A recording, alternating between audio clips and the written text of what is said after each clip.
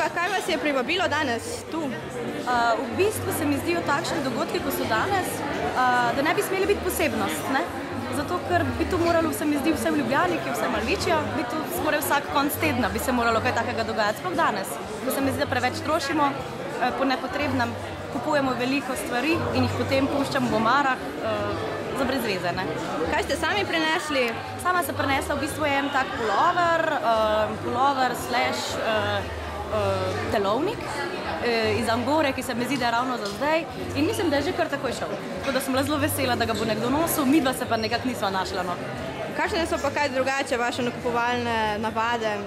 Kupujete na razprodajah ali greste? Mislim, da vse po malem, no. V bistvu moje razvade so kar grde razvade, ampak probam, recimo, kar se tiče second handa, ni nič groznega. Jaz s tem nimam nobenih predsodkov, zdi se mi, da je to samo v naših glavah in v tujini je to bolj vsakodnevna stvar.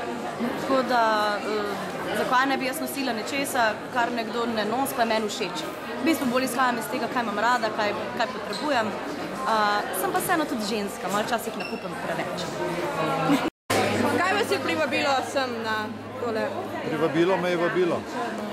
Kaj ste prinesli? Eno tako srajco, lepo, sem mi je že mučka nosila.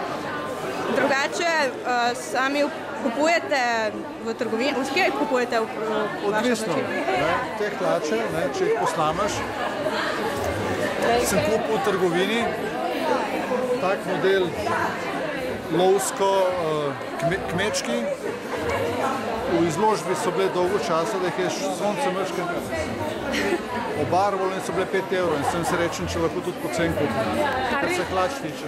Rabljena oblačila, jih kupujete ali samo nova? Od nekdaj že s prijatelji se kaj zamenjamo.